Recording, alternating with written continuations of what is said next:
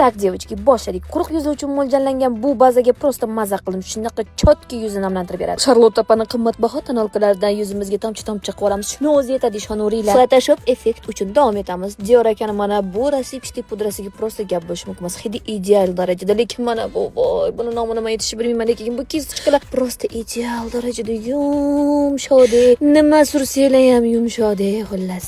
Forever persik va rumyanalardan yuzlarimizga suramiz. Hidi prosta menga yoqadi, shuni borku. Davom etamiz. Sheglamdan nude otteniktagi tenlari judayam pigmentatsiyalari zo'r.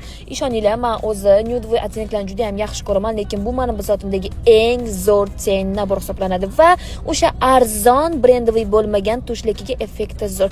Qoshchani mana shunaqa qilib bo'yayman. Maxsus kistichkam yaxshilab ko'rib olsanglar bo'ladi.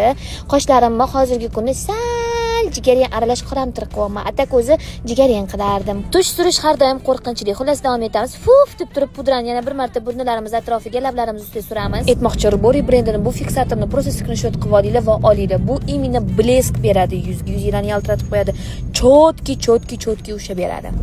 Oxirgi kelganda eng arzon bo'lgan bleskimni lablarimga suraman, lekin effekti zo'r. Ishoninglar, shunaqa mayda bleskalari bor, yaltiraydi, chiroyli bo'lib turadi. Ila bozgina ishirib beradi. No, arzon, juda ham arzon. Xullas, men tayyorman, ko'rishamiz, paka.